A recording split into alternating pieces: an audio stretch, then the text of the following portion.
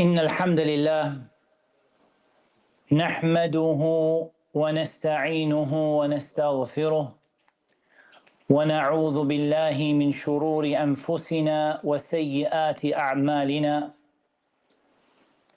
من يهده الله فلا مضل له ومن يضلل فلا هادي له وأشهد أن لا إله إلا الله وحده لا شريك له وأشهد أن محمدًا عبد الله ورسوله صلى الله عليه وعلى آله وصحبه وسلم تسليما كثيرا.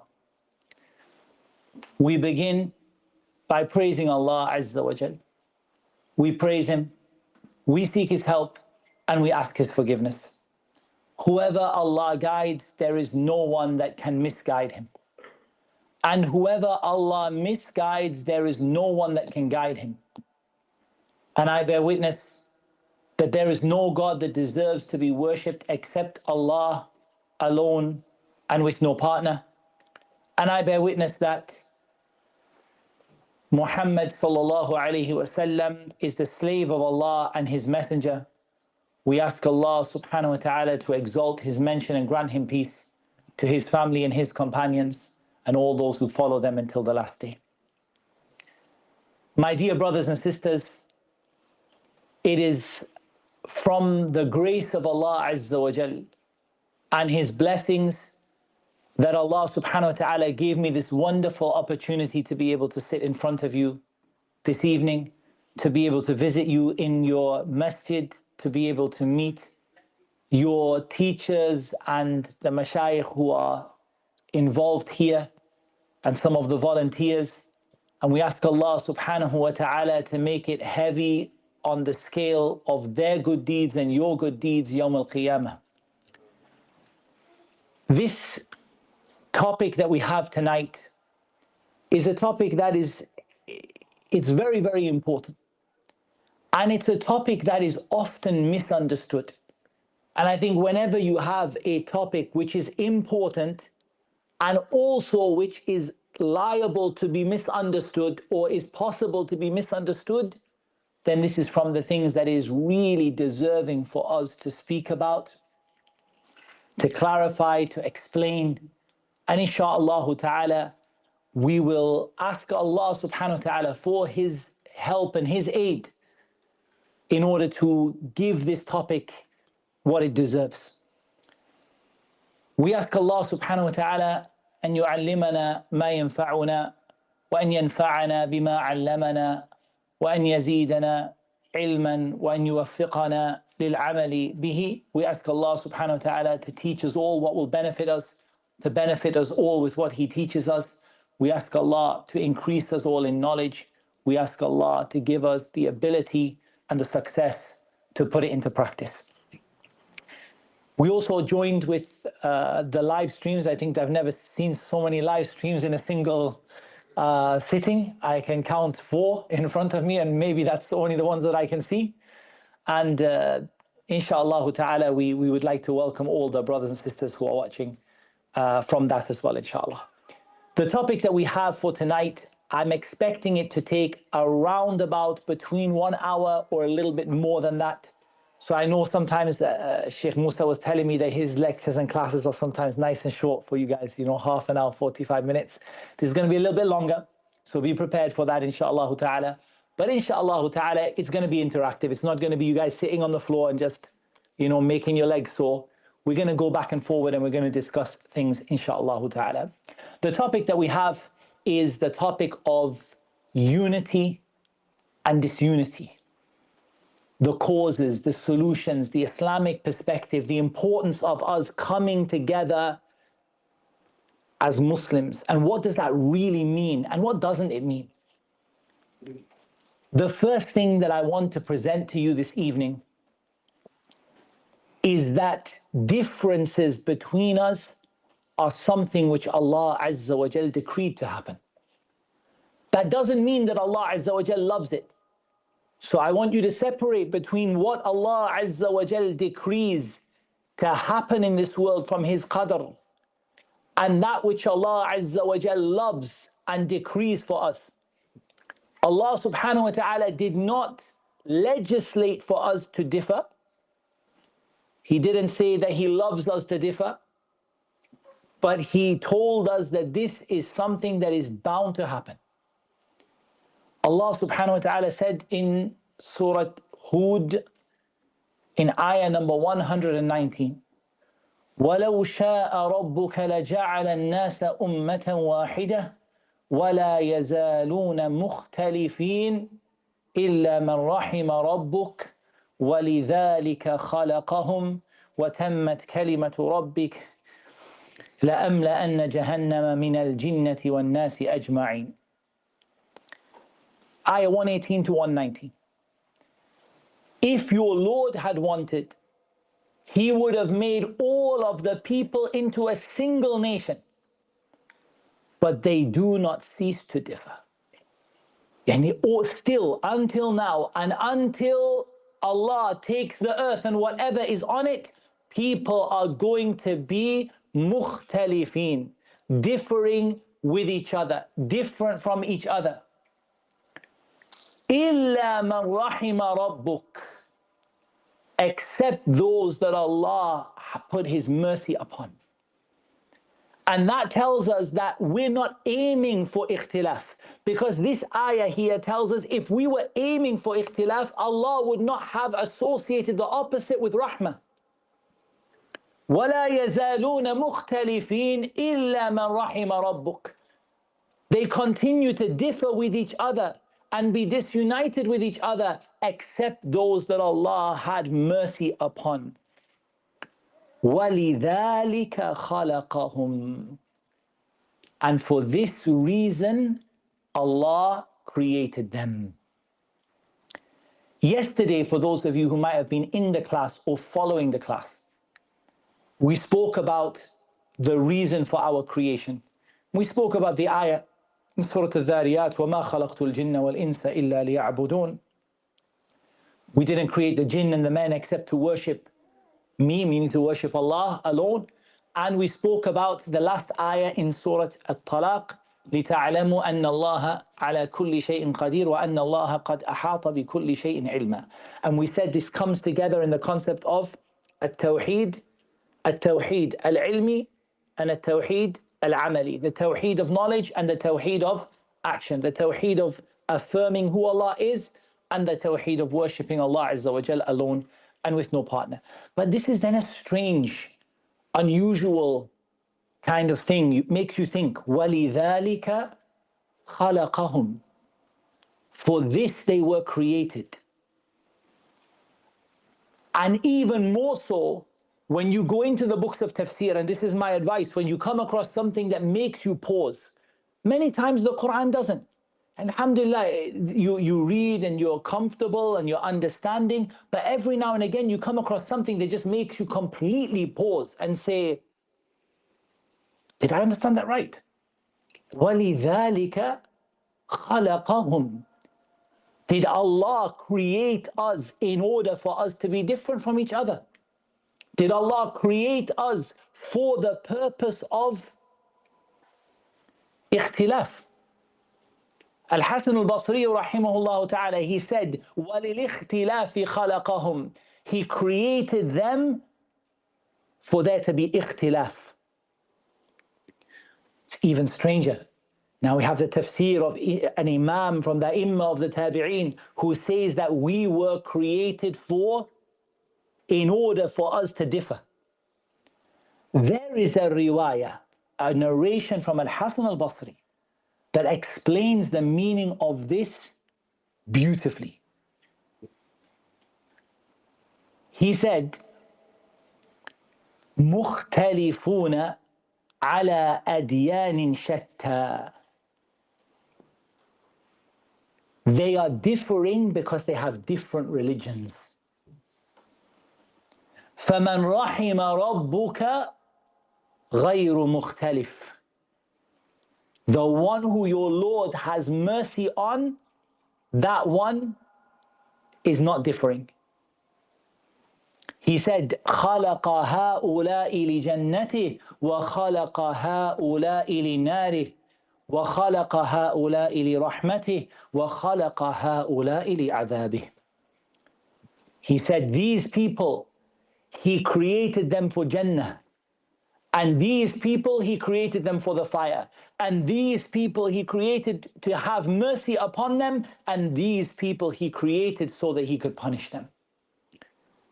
And so we understood that this is not talking about any kind of ikhtilaf, but ikhtilaf ad-deen, difference in religion, and difference in what you worship, and difference in what you believe. And therefore, what did we understand? As Muslims who have the same religion, who are upon the religion of Ibrahim, alayhi salatu wassalam, Hanifan, Musliman wa ma kana min al-mushrikeen. If we aspire to that, then our situation should be that we don't differ with each other. And if the less that we differ with each other and the less that we have disunity with each other, this is from the rahmah of Allah Azza wa Jal. And this ayah is a dalil and a nas against the person who says al-ikhtilafu rahmah. Because whoever says al-ikhtilafu rahmah has gone against the word of the ayah. إِلَّا مَنْ رَحِمَ رَبُّكَ. The one who Allah had mercy on is the one who didn't have ikhtilaf. Except that we might make a wedge for them to say it and say, if they mean ikhtilaf at-tanawwu', then we say هذا مسلم, we agree with you. Al-ikhtilaf, ikhtilaf at-tanawwu' rahmah. No problem. What does at-tanawwu' mean? There's two types of ikhtilaf. At-tanawwu' wa at-tadad. At-tanawwu', what does it mean? The same idea is being presented to you in different ways. We're going to come to the ayah about Hablullah. Hablullah is Ahdullah. Hablullah is the Qur'an. Hablullah is the Sunnah. Hablullah is Islam. Hablullah is following the Prophet ﷺ and his companions. All of it is the same concept, just being expressed to you in different ways. And I give you a benefit, the majority of the tafsir of the Qur'an, the majority of the ikhtilaf in the tafsir of the Qur'an is from this side. It's not actually contradictory opinions, not different. One scholar says it means this and one that. Most of it is actually just a different way of expressing the same thing. This ikhtilaf can be a rahmah. But ikhtilafu tadad, where you say it's this and I say it's that and we fight each other over it, إِلَّا مَنْ رَحِمَ رَبُّكَ. The ones that Allah had mercy upon, they don't have that. And that's why Ibn Jarir al-Tabari, Imam al-Mufassirin, rahimahullah ta'ala, he said, أولى الأقوال في تأويل ذلك بالصواب قول من قال معنى ذلك لا يزال الناس مختلفين في أديانهم وأهوائهم على أديان وملل وأهواء شتى إلا من رحم ربك فآمن بالله وصدق رسله فإنهم لا يختلفون في توحيد الله وتصديق رسله وما جاءهم من عند الله. الله أكبر. Ibn Jarir al-Tabari. This is what you get from the Imam of the scholars of Tafsir. The most deserving opinion to be taken in the Tafsir of the ayah is to say that it means people will not cease to be different in their religion and their desires. They will have different religions, different ways, different desires, and going astray in different ways. Except the one that your Lord had mercy upon, that one believes in Allah and believes in the truth of the messengers. They do not differ about the tawheed of Allah and accepting the messengers and what the messengers brought from Allah. Kalam daqiq. It's very precise what he said. He didn't say they don't differ about masail fiqhiyya. We'll talk about that later on, inshallah ta'ala. He said they don't differ about the tawheed of Allah, they don't differ about believing in the messengers, and they don't differ about what came down in the revelation from Allah subhanahu wa ta'ala through the Qur'an and the Sunnah. They don't differ. As for the other people, what makes them differ? They are different religions, they are different groups, and their different sets of desires. That is what's causing those people to be disunited. And this is a theme we're going to talk about tonight. What brings us together? What makes us unified and what makes us go apart? And here is the answer. When people have a different set of beliefs, when people are following their desires instead of following what came down in the Qur'an and the Sunnah, this is what is going to make us go apart. And that is why, and I'm jumping ahead myself here, but I'll mention it while it's in my mind. Ahlus Sunnah, we call them Ahlus Sunnati wal Jama'ah. Ahlus Sunnah never, ever, ever separated the Ummah. I want you to remember that. Don't let anyone ever tell you that Ahlus Sunnah farraqu al-Ummah. They separated the Ummah and they broke them into groups. La wallahi, they never separate anybody. They are the people of the Jama'ah. The other people are the ones who separated.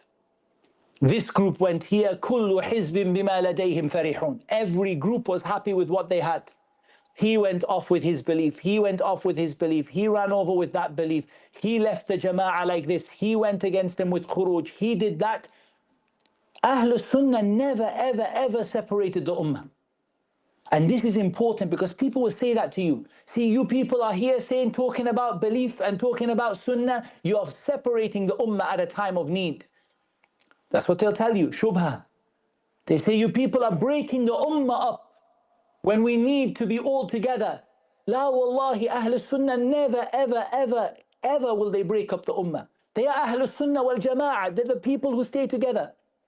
But if someone takes a different religion or a different sect or a different way or follows their desires instead of Allah and His Messenger sallallahu alaihi wasallam, that is the person who separated and broke the Muslims up.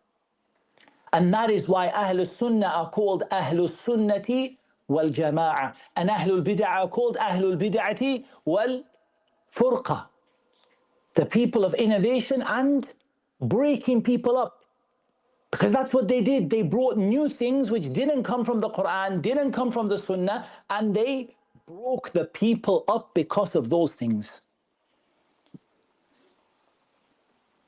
Ibn Jarir, he also said, rahimahullah ta'ala, أولى القولين في ذلك بالصواب قول من قال وللاختلاف بالشقاء والسعادة خلقهم لأن الله جل ذكره ذكر صنفين من خلقه أحدهما أهل اختلاف وباطل والآخر أهل حق ثم عقب ذلك بقوله ولذلك خلقهم فعم بقوله ولذلك خلقهم صفة الصنفين فأخبر عن كل فريق منهما أنه ميسر لما خلق له. He said, we have two views in the ayah, and the one that is the best view in the ayah is that Allah created people to be different, one of them to be wretched, meaning people of Jahannam, and one of them to be happy, people of Jannah. Because Allah mentioned two groups. One are a people of differing and falsehood. Look at what Ibn Jarir said.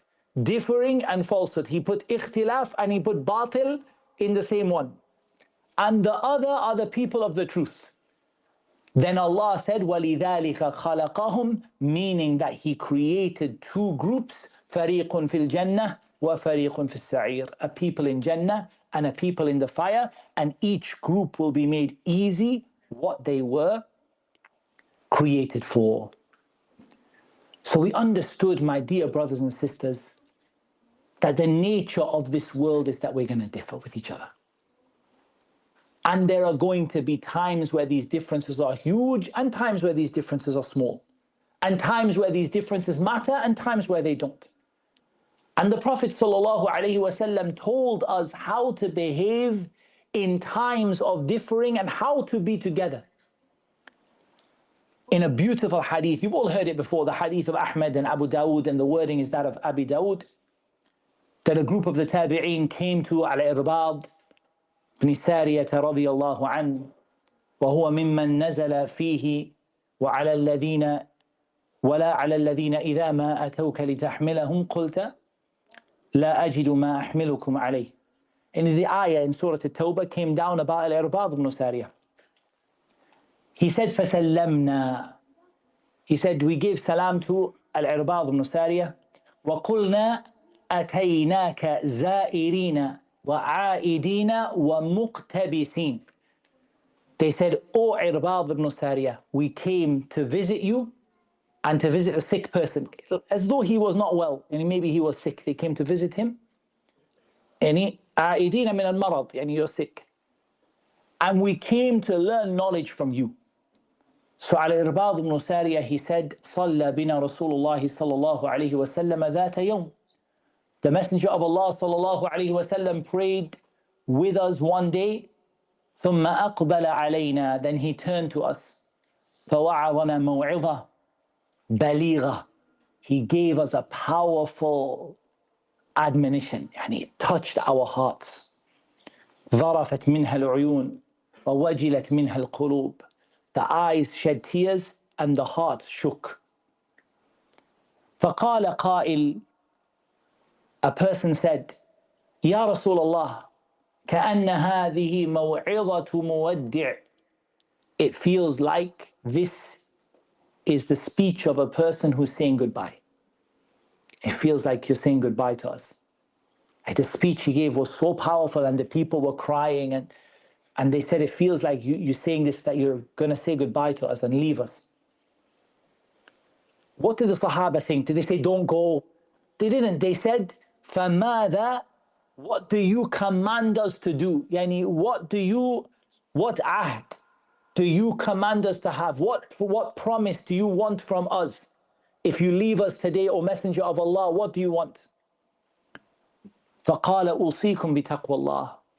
He said, I command you to have taqwa of Allah. وَالسَّمْعِ وَالطَّاعَةِ وَإِنْ عَبْدًا حَبَشِيًّا. He said, and I command you to hear and obey the ruler, even if he is an Abyssinian slave. فَإِنَّهُ مَنْ يَعِشْ مِنْكُمْ بَعْدِي فَسَيَرَى اخْتِلَافًا كَثِيرًا. Whoever of you lives a long time after me is going to see a lot of differences. And is that not true? This hadith has a special place in my heart, to be honest with you, and I'll tell you why. When I first became Muslim, and it's more than 25, 26 years ago, I entered into Islam and I was so excited to be a Muslim. And I looked around and I saw so many different groups and people and sects and beliefs, and كل حزب بما لديهم فرحون. Everyone was happy with what they had and they want to bring the new Muslim. They think it looks good for them, so come this way. Come this way. And you felt just lost, like so lost. And I'm not going to lie to you and say some new Muslims even feel like leaving Islam when they see the state of the disunity among the Muslims. And that's not the first time I've seen it. I saw it with myself. Alhamdulillah, I didn't feel like leaving Islam, but I felt very, very lost. And I saw many new Muslims after that who thought about leaving Islam because of what they saw in the disunity among the Muslims. And I just felt like I don't know what to do.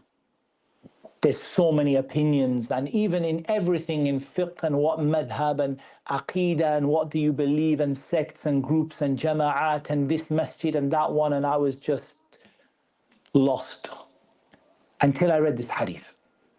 And I felt like this hadith, it just gave everything you need. First of all, the thing that settled my heart is just those words, فَإِنَّهُ مَنْ يَعِشْ مِنْكُمْ بَعْدِي فَسَيَرَى اخْتِلَافًا كَثِيرًا. Why did it settle my heart? Because honestly, when I heard that the Prophet ﷺ told us that there's gonna be a difference, lots of differences, I felt like, okay, so that's fine. We see a lot of differences, it's expected. It's like when someone manages your expectations. Does that make sense? When they manage your expectations. In the beginning, you had expectation, Muslims perfectly united, never going to have one single difference between them. And then you see the opposite, but you know that the Prophet ﷺ told us this is going to happen. Then he gave you the solution. فَعَلَيْكُمْ بِسُنَّتِي. Stick to my sunnah. وَسُنَّةِ الْخُلَفَاءِ الْمَهْدِيِّينَ الرَّاشِدِينَ تَمَسَّكُوا بِهَا وَعَضُّوا عَلَيْهَا بِالنَّوَاجِذِ. He said, stick to my sunnah. Point number one. Stick to my sunnah. Number two, stick to the sunnah of the rightly guided khulafa who will come after me. And this is to stick to the Sahaba, especially the Khulafa al-Rashidin. تَمَسَّكُوا بِهَا. Hold on tight to it. Even when people are pulling you this way and that way, hold really tight. Don't let go of the sunnah. Don't let go of what the Sahaba were upon. وَعَضُّوا عَلَيْهَا بِالنَّوَاجِذِ. And take the teeth at the back of your mouth and bite onto it and don't let go. Can you imagine someone who has in their hands a rope and they have it in their teeth and their two hands are grabbing onto it and they're holding onto it for their life? وَإِيَّاكُمْ وَمُحْدَثَاتِ الْأُمُورِ. And keep away from and beware of newly invented things. Which things? Mobile phones and internet and no, not those things. In the religion, newly invented beliefs, newly invented ways of doing things. In the religion. فَإِنَّ كُلَّ مُحْدَثَةٍ بِدْعَةٍ وَكُلَّ بِدْعَةٍ ضَلَالَةٍ. Because every newly invented matter in this religion is an innovation, and every innovation is misguidance. Notice the Prophet ﷺ didn't say إِلَّا الْبِدْعَ الْحَسَنَةِ إِلَّا مَا هُوَ حَسَنَةٌ or إِلَّا مَا هِيَ حَسَنَةٌ. He didn't make any exception to it. He didn't say there's some good things and some bad. كُلَّ. Every single one of them is wrong. Why? Because Allah said, الْيَوْمَ أَكْمَلْتُ لَكُمْ دِينَكُمْ وَأَتْمَمْتُ عَلَيْكُمْ نِعْمَتِي وَرَضِيتُ لَكُمُ الْإِسْلَامَ دِينًا. Your religion is complete. You don't need any extras. You don't need any add-ons. Your religion is perfect. So this tells us that we are going to come across times when lots and lots of people are going to be differing with each other. But our solution is to go back to the sunnah of the Messenger sallallahu alaihi wasallam and what the Sahaba were upon. And that, if we hold on to it, is going to get us through these differences that we see among us.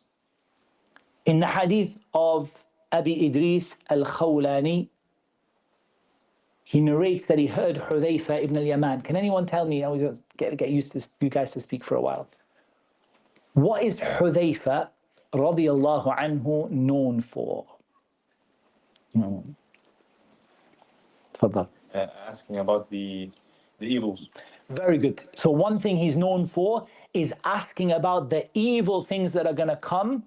What did he say? كان الناس يسألون رسول الله صلى الله عليه وسلم عن الخير وكنت أسأله عن الشر مخافة أن يدركني. The people used to ask the Messenger صلى الله عليه وسلم about good, and I used to ask him about bad because I was scared that it would happen to me. What else is he known for? He sold the secrets of the Prophet. Keeping the secrets of the Prophet sallallahu alaihi wasallam. Hudhayfa had the names of the munafiqeen. Out of interest, you know, the only person he ever told who was on the list was not on the list, yani. The only one, everyone, he wouldn't tell, is my name on the list? No. Only Umar. He said to him, I'll tell you and no one else that your name is not on the list. Because Umar thought that his name would be on the list of the munafiqeen. Well, that shows you, if Umar thought his name would be on the list, don't think that you're a person of so much taqwa. And Umar said to Hudhayfa, would you tell me, is my name on the list of the munafiqeen? He said, I'll tell you that your name is not there, but I'm not going to tell anybody else. Only you. Because of the fact that Umar is not betraying the secret, because Umar was well known that the Prophet ﷺ said, Umar fil Jannah, Umar is in Jannah. So there was no concern about that. This hadith begins with what we said. كان الناس يسألون رسول الله صلى الله عليه وسلم عن الخير وكنت أسأله عن الشر مخافة أن يدركني. The people used to ask the Messenger صلى الله عليه وسلم about good things. How do we go to Jannah? How do we get close to Allah? And so on. How do we be with you in Jannah? And all the beautiful questions. He said, I used to ask about evil. I was scared that it would happen to me. قال فقلت. He said, I said, يا رسول الله إن كنا في جاهلية وشر فجاءنا الله بهذا الخير فهل بعد هذا الخير من شر. He said, O Messenger of Allah, we were in jahiliyyah and evil. That's how we were before you came to us. And Allah brought us all of this good. So after this good, is there going to be some evil? قال صلى الله عليه وسلم نعم. Yes, there will be. Evil is going to come. قال قلت وهل بعد ذلك الشر من خير. He said, I said, if after that bad, is good going to come again? قال نعم وفيه دخن. He said, yes, but there is dakhan. And dakhan is the same meaning of the word as dukhan, but here, wallahu alam, it means fasad. Like there's going to be something, yes, good will come again, but there will be something wrong. قال قلت وما دخنه. I said, what is this dakhan that's going to be there? قال قوم يهدون بغير هدي تعرف منهم وتنكر. A people who take other than my guidance as their guidance, you will accept some of things and you'll reject other things. قال قلت فهل بعد ذلك الخير من شر. He said, after that good, is there going to be evil again? قال نعم دعاة إلى أبواب جهنم.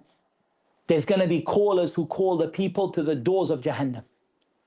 من أجابهم إليها قذفوه فيها. Whoever answers them, they're going to throw them in Jahannam. قال قلت يا رسول الله صفهم لنا. He said, O Messenger of Allah, describe these people to us. فقال هم من جلدتنا. They're from our people. ويتكلمون بألسنتنا. They speak our language. قال قلت فما تأمرني إن أدركني ذلك. Only Hudhayfa will ask this question. رضي الله تعالى عنه وارضاه. He said, so if I meet those people, what should I do? قال تلزم جماعة المسلمين وإمامهم. Stick to the jama'ah of the Muslims and their imam. قال قلت فإن لم يكن لهم جماعة ولا إمام. He said, if I don't find a jama'ah for the Muslims and I don't find an imam, قال فاعتزل تلك الفرق كلها. Keep away from all these different groups. ولو أن تعض بأصل شجرة حتى يدركك الموت وأنت على ذلك. Even if you have to bite onto the root of the tree and you die like that. So the Prophet ﷺ told, what did he say to Hudhayfa? Go to the main body of the Muslims, Ahlul Sunnah wal Jama'ah, the people upon the truth, the people upon the Sunnah, the way of the companions. من كان على مثل ما أنا عليه اليوم وأصحابي. The people who are upon me, what me and my companions are on today. He said, what if I don't find any leader to lead them? What if everyone is by themselves? Keep away from all the deviant groups. Even if you have to die biting onto the root of a tree. And the third point we're now going to make as we get into just the introduction, because we're going to get into the core topic, which is the reasons and the causes and how we bring this about. We need to understand that differing is part of the nature of a person. It's part of the jibillah, that the way that you've been your kind of default behavior, if you like. Abu Hurairah radiyallahu anhu narrated, and the hadith is reported by Imam Muslim in his Sahih. الناس كمعادن الفضة والذهب. خيارهم في الجاهلية خيارهم في الإسلام إذا فقهوا والأرواح جنود مجندة فما تعارف منها ائتلف وما تناكر منها اختلف. This is hard, so you're going to explain it to me, inshallah. People have different origins, different sources. Just like gold and silver are of different origins and different qualities. The best of you in Jahiliyyah are the best of you in Islam if you learn your religion properly. The best of you in Jahiliyyah are the best of you in Islam if you learn your religion. And if you make the effort to learn your religion in detail. The souls are a conscripted army, junudun, mujannada. They're an army which has like two armies are fighting, one side and the other side. فَمَا تَعَارَفَ مِنْهَا تَلَفْ. So when you know the person you're on the same side, your soul is on the same side, you feel close to them. وَمَا تَنَاكَرَ مِنْهَا اخْتَلَفْ. And if you recognize he's on the other side of the army, you feel distant from him. Oh, it's tricky this one, huh? Who's gonna give me an explanation of that last part? The souls are like an army. It's a conscripted army, and an army that is you're forced, you're brought into and you're made into the army. You're on that side, you're on that side. So the ones who you recognize, the soul, you recognize this person is on your side. So you feel close to them. And the one that you recognize on the other side, you feel a difference with them, you feel a distance with them.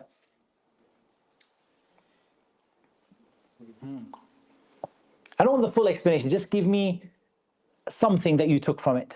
Now. Is an explanation of it the other hadith that the souls met before they were created and those that like each other mingled before and those that didn't. Jamie, so this is one point, okay, which is that the souls, this is speaking about before Allah subhanahu wa ta'ala create the creation when they were brought out from Adam and what happened before in Jannah, and that can be the reason. Okay, that's a good point, but we have a lot to go still. Can it be the hadith of Arba'in an-Nawawi where the angels blow into the person in the room and shaqiyun or sa'idun? Very good. So that's another point. Shaqiyun wa sa'id. Yani the people who are from the people of Jannah are going to get that sort of closeness to each other, and the people from the people of Jahannam, yani they will go together and be close to each other. But when you are, yani when you meet with someone who is not on the same religion as you and path as you, then you're going to be distant from them. Jamil. Let's take a look at what Al-Khattabi rahimahullah ta'ala said regarding this hadith. He said, يحتمل أن يكون إشارة إلى معنى التشاكل في الخير والشر والصلاح والفساد. It may be that this refers to the different ways that people have goodness and evil and righteousness and corruption. وأن الخير من الناس. That the good people يميل إلى شكله, and he goes towards the people on his, yani if you're a good person, a righteous person, you feel a closeness to the people who are righteous. والشرير نظير ذلك يميل إلى نظيره. And the evil person is like that. If you're an evil person, a wicked person, and you're a person who's corrupt and a person doing haram, you're going to gravitate and find yourself naturally going with the people who are like you. فتعارف الأرواح يقع بحسب الطباع التي جبلت عليها من خير وشر. So this, whether you like someone or you don't, on the level of your soul, it depends on the nature of whether you have a good nature or evil nature. فإذا اتفقت تعارفت وإذا اختلفت أو إذا اختلفت تناكرت. Ibn al-Jawzi rahimahullah ta'ala said about this hadith, ويستفاد من هذا الحديث أن الإنسان إذا وجد من نفسه, if a person finds in themselves نفرة ممن له فضيلة أو صلاح فينبغي أن يبحث عن المقتضي لذلك. Amazing point he brought, wallahi. He said, if you find yourself gravitating towards bad people and you don't like good people, for example, let's just say, people, everyone is different. You see a brother come in, he's got a short thobe and a big beard, and he comes and you're like, I don't like those people. Those people, look at this, mutawwa. Like that's how they say, right? You religious guys, I don't really like religion. I don't like religious people. Then you have to look at what is in yourself that makes you not like that person. Why do you feel distant from that person? لِيَسْعَى فِي إِزَالَتِهِ, so you can get rid of what's inside of yourself. حتى يتخلص من الوصف المذموم وكذلك القول في عكسه. He said, so you can get rid of that blameworthy situation in you. And likewise the opposite. Because it could be the opposite. Someone is not doing great, so practicing, struggling a little bit. They really love people practicing the religion. And you see that person gravitating towards them. We say quickly, get rid of what you're doing, get rid of this not practicing properly, and now quickly come join those people because you've got a love for them. Don't let yourself be far from those people that you love them. And Al-Qurtubi, he said, these souls, al-arwah, if they agree, these souls, even if he said, وَإِنِ اتَّفَقَتْ فِي كَوْنِهَا أَرْوَاحًا, they're all souls, right? Everyone has a soul. تتمايز بأمور مختلفة تتنوع بها. But there's different things in your soul that makes you different from the other person. So what happens is فتتشاكل أشخاص النوع الواحد وتتناسب بسبب ما اجتمعت فيه من المعنى أو ما اجتمعت فيه من المعنى. ما اجتمعت فيه من المعنى. So what happens is that you have certain qualities and your soul goes towards people with those qualities. Even if it's not just in deen, in everything, your soul gravitates towards people that have similar qualities to you and keeps away from people that have very different qualities to you.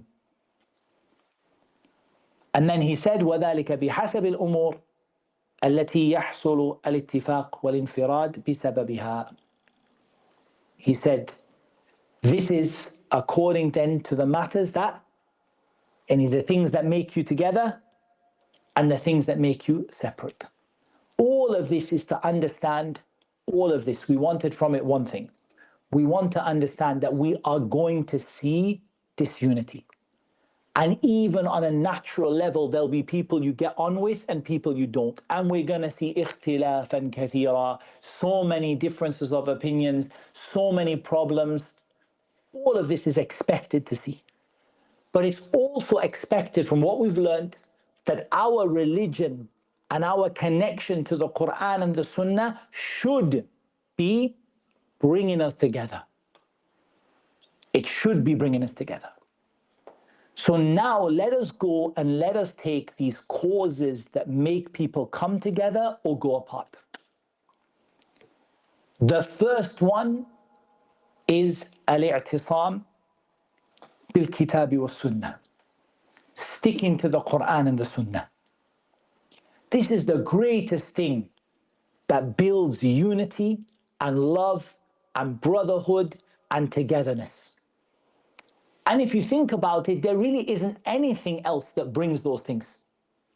Allah subhanahu wa ta'ala said, لو أنفقت ما في الأرض جميعا ما ألفت بين قلوبهم ولكن الله ألف بينهم. If you spent everything in the world, you wouldn't be able to have brought these people's hearts together. The Sahaba. all the money in the world, you would never have been able to make these people together. But Allah brought their hearts together. What brings us together and makes us united is the extent to which we hold on to the Qur'an and the Sunnah of the Prophet ﷺ and the Sunnah of the Khulafa al-Rashidin al-Mahdiyyin and the Sahaba. That's what makes us come together and have that brotherhood. That's why Allah Azza wa Jal said, إِنَّمَا الْمُؤْمِنُونَ إِخْوَةً. The believers are nothing but brothers. This innama is, it means it's been adat al-hasr, it's a limiter, it limits one thing. But here both, it limits brotherhood to iman and it limits iman to brotherhood. Who's going to explain that to me? It limits brotherhood to iman and iman to brotherhood. I threw that one at you and you weren't expecting, huh? Oh, it's not that difficult. إِنَّمَا الْمُؤْمِنُونَ إِخْوَةً. Innama limits, right? It says only, no, nothing else. So it limits iman to brotherhood and brotherhood to iman. In what way?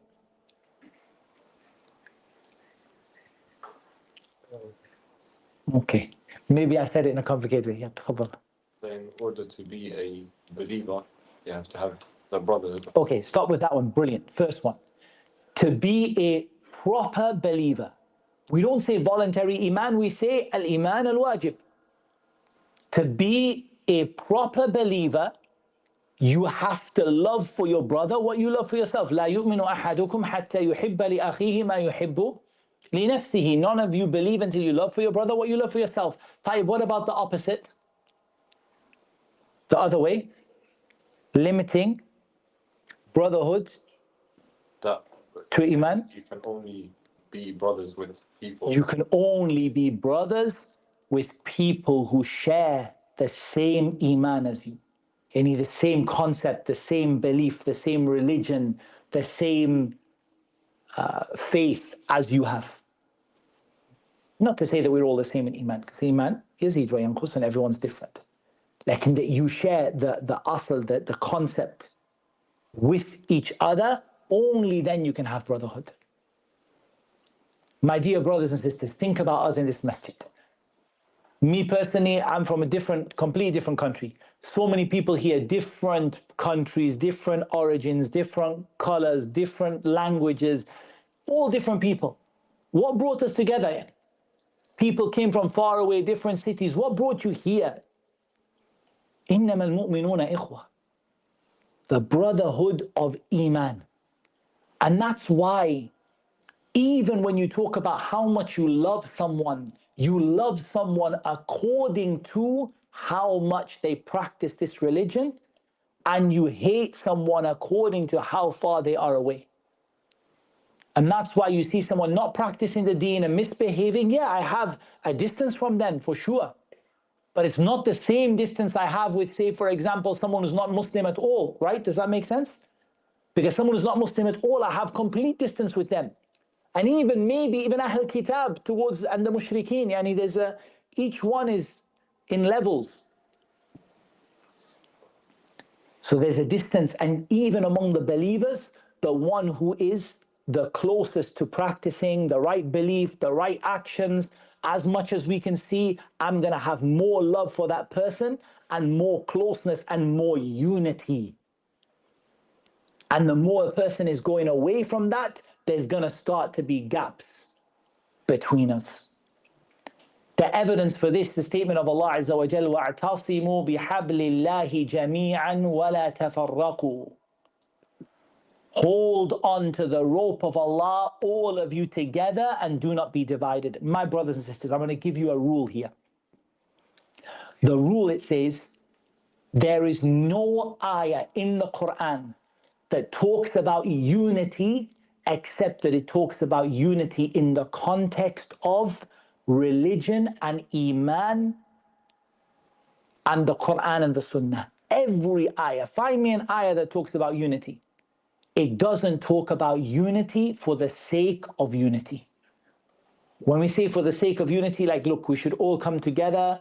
Doesn't matter whether you curse the Sahaba and you love the Sahaba and you don't do this and you are like that. we should all just come together and be friends, right? That's not what the Qur'an says. وَاعْتَصِمُوا بِحَبْلِ اللَّهِ. You're holding the Qur'an, you're holding to the Sunnah, and now the other person who's also holding to the Qur'an and the Sunnah, you're going to get unity with that person. But if someone is rejecting the Qur'an and disbelieving in the Qur'an and turning away from the Qur'an and going away from the Sunnah and rejecting the Sunnah, so how can he's not holding the same rope. I'm holding a rope and he's holding a different rope. So how can we have unity together? Hablullahi, there are so many views about it.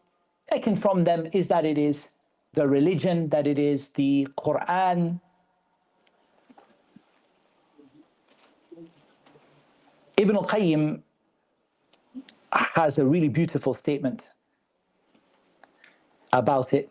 He said, هو تحكيمه دون آراء الرجال ومقاييسهم ومعقولاتهم وأذواقهم وكشوفاتهم ومواجيدهم فمن لم يكن كذلك فهو منسل من هذا الاعتصام فالدين كله في الاعتصام به وبحبله علما وعملا وإخلاصا واستعانة ومتابعة واستمرارا على ذلك إلى يوم القيامة.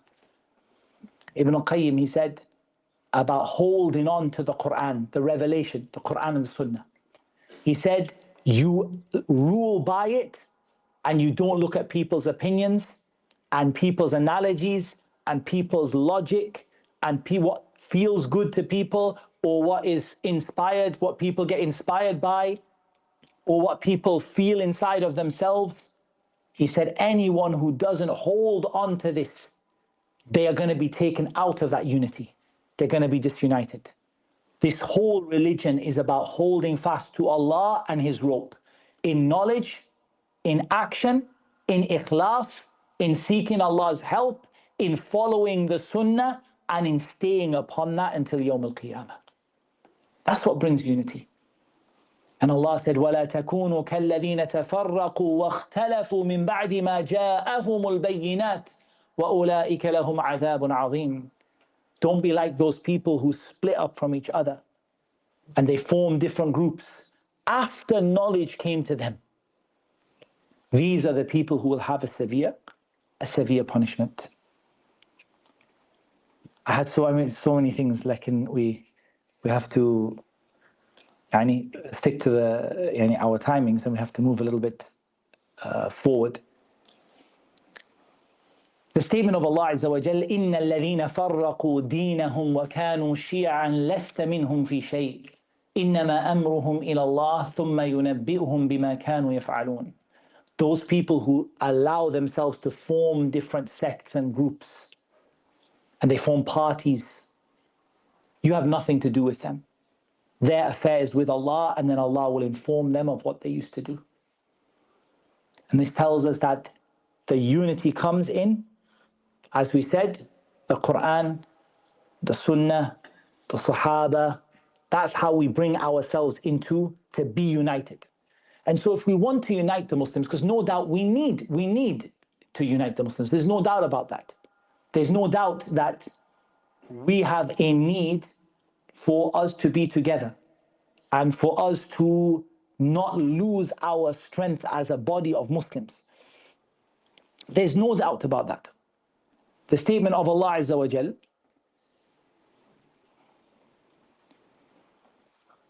the statement of Allah Azza wa Jal in Surah Al-Anfal, وَأَطِيعُوا اللَّهَ وَرَسُولَهُ وَلَا تَنَازَعُوا فَتَفْشَلُوا وَتَذْهَبَ رِيحُكُمْ وَاصْبِرُوا إِنَّ اللَّهَ مَعَ الصَّابِرِينَ. Ayah number 46.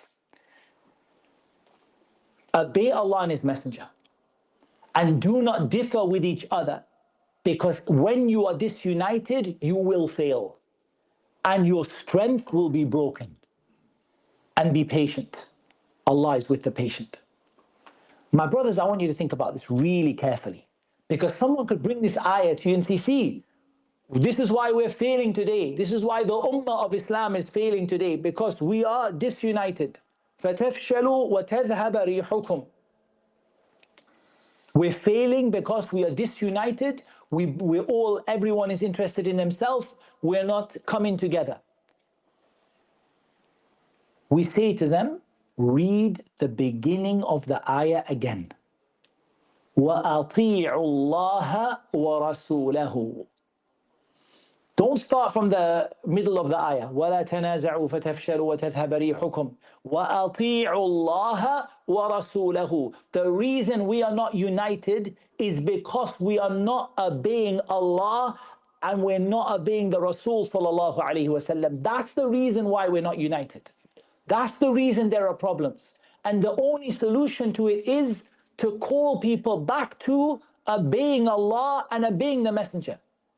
And that's why even if you look at the history, if you were to look at the history of people who tried to bring the Muslims together in some other kind of way, they did. And they said politics or, you know, like whatever, we're ethnic background, you know, this pan-Arabism, and then there's like, what do they call it, political Islamism, and all of these names that other people in here, إِلَّا أَسْمَاءٌ سَمَّيْتُمُوهَا أَنْتُمْ وَآبَاؤُكُمْ. Yani just you and your fathers made them up.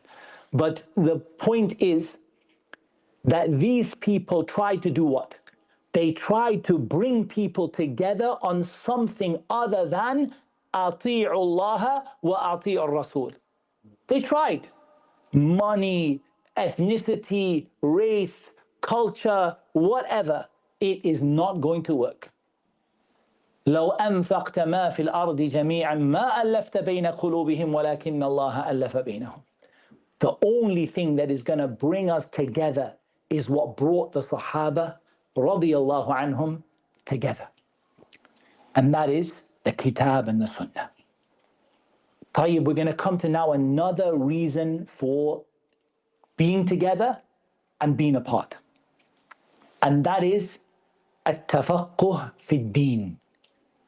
Having good knowledge of the religion. What's the dalil? The statement of Allah Azza wa Jal, مِنَ الَّذِينَ فَرَّقُوا دِينَهُمْ وَكَانُوا شِيَعًا كُلُّ حِزْبٍ بِمَا لَدَيْهِمْ فَرِحُونَ. Those people who separated in their religion and they formed sects and groups, each group was happy and proud of what they had. Do you see that angle here? Each group believes, I've got proper good knowledge, you know. I know what's right. So what is really killing them here is ignorance. They don't know their religion properly, and that's why they are happy with what they have. And every time we have more knowledge in the religion, it's going to bring us closer together. And every time we have less knowledge in the religion, it's going to push us apart. And here I'll give you an evidence which is like the sun in the middle of the sky. How many issues did the Sahaba differ on? Even if they are fiqhiyya, far'iyya, or even if they are aqadiyya or whatever it is, aqidah, fiqh, very few, right, compared to the people who came later on. I'm not saying never, but they very few. Why do you think that was? Because their teacher was the Prophet sallallahu alaihi wasallam. And whenever they differed about something, they brought it back to the Qur'an and the Sunnah, but generally they had knowledge of the religion. And that knowledge and closeness to the Prophet ﷺ meant that they very rarely disagreed with each other in only very small things, and often this was from the point of tanawwu', yani the same issue from different angles, or from the point of al-ijtihad al-mahd, pure ijtihad, where there's evidence is not, yani there's no evidence on one side or the other. Or maybe differences in language and things like that. But it was not, they were not like us. They did not have all these differences that we have today. And from the most important things that you must do is to learn the etiquette of differing with each other. And I'm going to spend about 10 minutes to tell you about the etiquette of differing. Very simple. The statement of Allah Azza wa Jal, وَمَا اخْتَلَفْتُمْ فِيهِ مِنْ شَيْءٍ فَحُكْمُهُ إِلَى اللَّهِ ذَلِكُمُ اللَّهُ رَبِّي عَلَيْهِ تَوَكَّلْتُ وَإِلَيْهِ أُنِيبُ. Surah Ash-Shura, ayah number 10. Whatever you differ in, the ruling goes back to Allah. This is Allah, my Lord. I put my trust in Him and I turn back to Him. So let's talk about, first of all, the types of differing. Let's start by drawing two lines. We got the word ikhtilaf, differences. Let's draw two lines off of it. The first we're going to say is ikhtilafu tanawwu' or khilaf tanawwu' and ikhtilaf and or khilaf tadad. One example is where it's not really a difference at all. Actually, everyone is speaking about the same thing in a different way. And it's a mistake to put everything in that box, which is what some people do. So for example, they come to an issue of fiqh and they say, see, it's just, Malik, so it's the same, and Shafi. No, it's not the same. They had a different opinion about something. So don't put everything in that box, but tafsir is often like that. Not always, but many, many things in tafsir. Whenever you read tafsir and you read 10 different opinions, ask yourself, are they actually different? Or are they just talking about different ways of the same thing? Taqwa is praying, taqwa is fear of Allah, taqwa is sticking to the rules, taqwa is, it's all the same idea, but it's just looking at it from a different angle. This is not really differing at all. It's not even so we can take it out from the discussion. What we're concerned with is khilafu tadad or ikhtilafu tadad, the ikhtilaf of where the two views are contradictory. I say it's hot, you say it's cold. I say black, you say white. I say day, you say night. And there is no way to reconcile these two together, and you can't bring them together. They are contradictory with each other. In this situation, we're going to divide it into two. We're going to speak about khilafun sa'igh and khilaf which is ghayru sa'igh. Khilaf which is reasonable. It's not praiseworthy, but it is reasonable to expect. Okay? So it's not praiseworthy. We're not talking about it being amazing. Oh, it's so good that we don't have the same opinion. We're not talking about that. We're talking about the fact that it comes from a reasonable basis. There is a reasonable and fair reason for it to exist. So if someone debated with you about whether there is one God or two gods, would you say that's a reasonable? No, it's not, right? It's not reasonable, of course not. We're going to say, there's not even a discussion. No, you can't have this discussion. If someone debates with you about the hijab, is there a hijab in Islam or not? You're going to say, I'm not going to even discuss it with you because you're talking to me about something there is absolutely, you don't have a leg to stand on. There's no basis at all. If someone says, do we pray 5 times a day because my sheikh said we don't have to and your sheikh said we do, we say you and your sheikh and whatever you want, but there's no discussion on it. So we're also going to take that out of the picture because it's ridiculous, it's foolish, it's not a sensible, knowledge-based discussion. So we're not interested in khilaf, which is really not, which is everyone is talking about the same thing, and we're not interested in crazy opinions that have got no basis. We're interested in differences where there's a reasonable ground for that difference. In this here, khilafun sa'igh, what we are not saying, please write, if you're writing this down, write not, underline, that both are correct. We're not saying both of them are correct. We're just saying that there's a reasonable reason for it to happen. So one person says, for example, you don't have to read Surah Al-Fatiha behind the Imam when he reads out loud, and the other one says you do. How can they both be correct? One of them said your salah is invalid, and one of them said it isn't. Night and day, they can't both be correct. But what we are saying is there is a reasonable grounds. We're not saying we can take either. We're not saying you can choose fatwa shopping. You can just go and shop which one you like. But we're saying that there is a reasonable grounds for that difference of opinion. How do we know there's a reasonable grounds? For this now, we have to know sababul khilaf. What is the reason, real reason why these two people are differing? Is it the authenticity of a hadith? Is it the meaning of a word in the language? Is it because, for example, the hadith didn't reach this person and it reached this person? Is it because, for example, the person has certain principles which they have formulated and it doesn't match the principles? What is the reason why? And until you know the reason why, you can't decide whether it's justified or not. Does that make sense? How can you decide if it's justified or if it's reasonable if you don't know the reason why they're differing? Go a level above. مَعْرِفَةُ مَا لَكَ وَمَا عَلَيْكَ. Know what's on your side and what's on their side.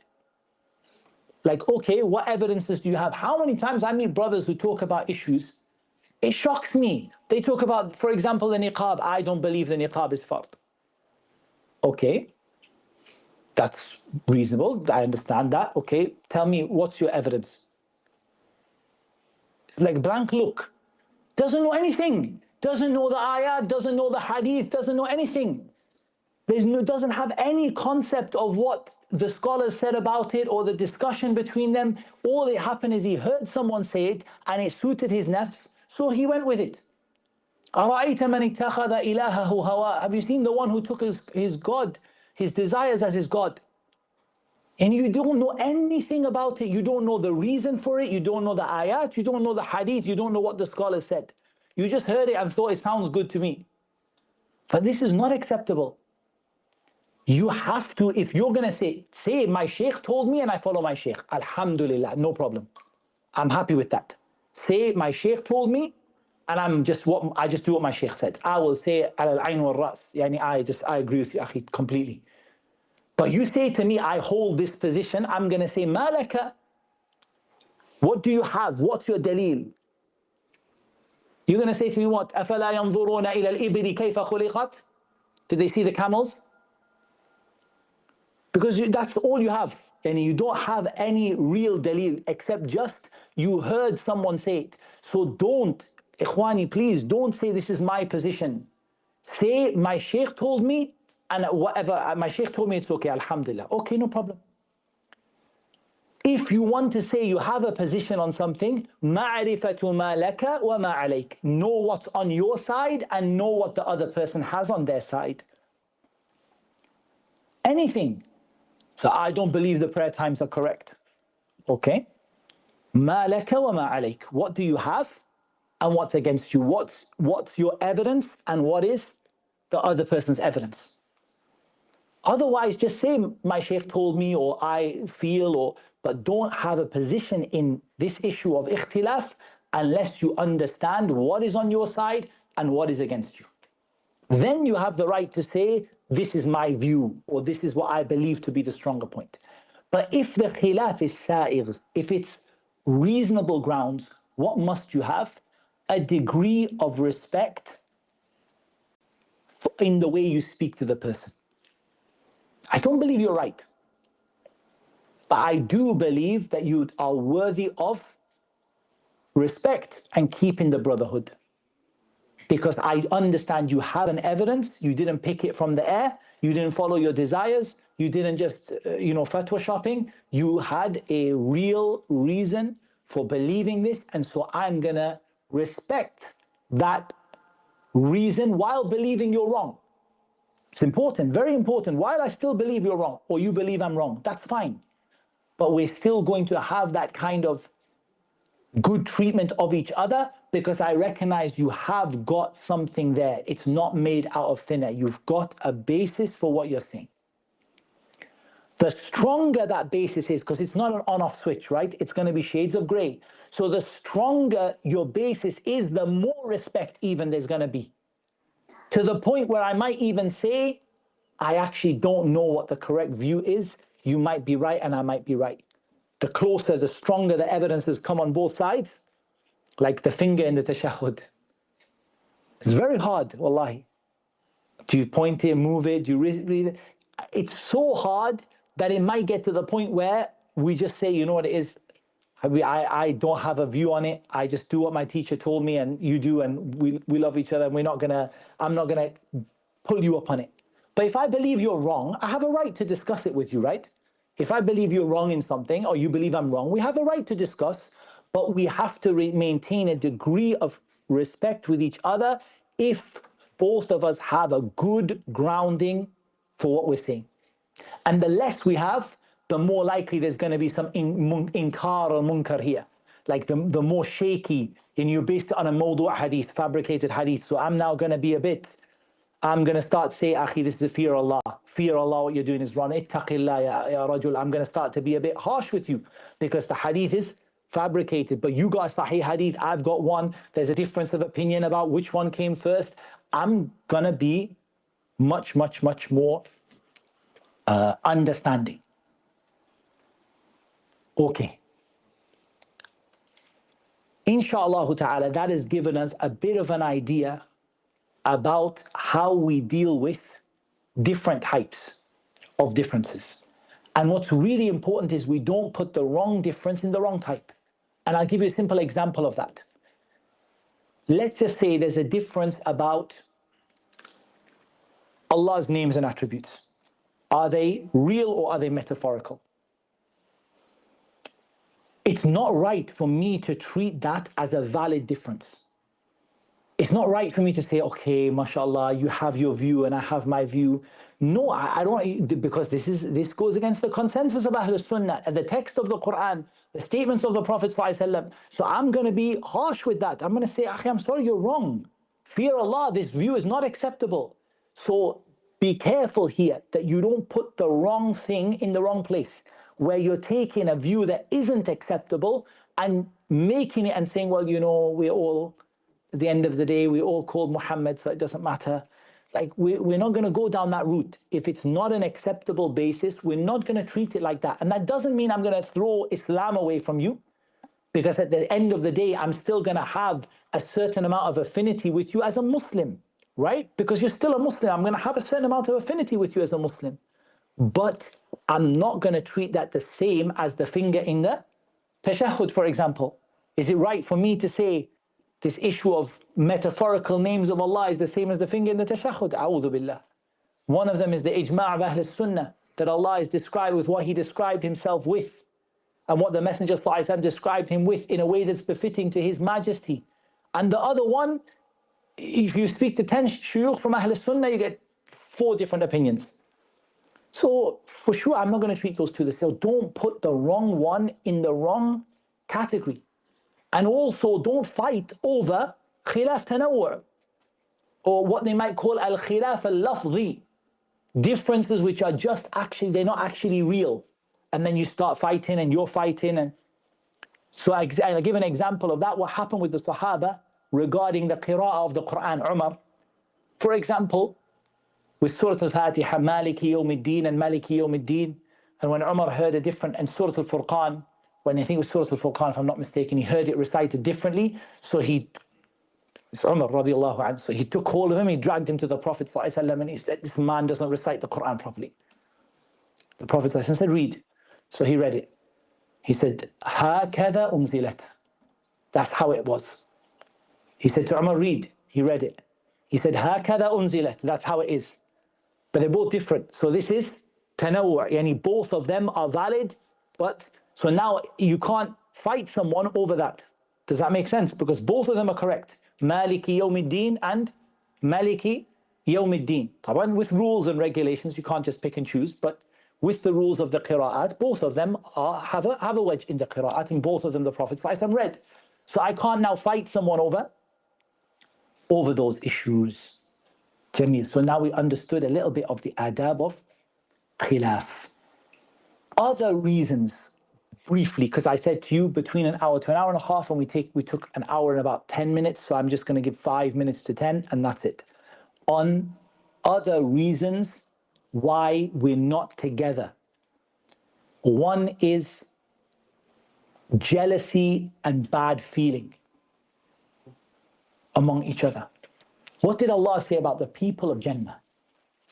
وَنَزَعْنَا مَا فِي صُدُورِهِمْ مِنْ غِلٍّ. We took out the enmity, the hatred, the bad feelings that were in their hearts towards each other. So whenever you have bad feelings towards your brothers, that is going to be a cause for people to lose the brotherhood, to lose unity, and to be disunited. And that could be hasad, it could be su'u al-dhann, thinking evil of people. It could be holding grudges. فَلْيَعْفُوا وَلْيَصْفَحُوا وَلْيَعْفُوا وَلْيَصْفَحُوا أَلَا تُحِبُّونَ أَن يَغْفِرَ اللَّهُ لَكُمْ. Forgive and overlook. Don't you want Allah to forgive you? How many times we hold things. Remember the hadith of the man from the people of Jannah. The Prophet ﷺ mentioned that from this place will come a man from the people of Jannah. The man came out and the Sahaba didn't see anything unusual about him.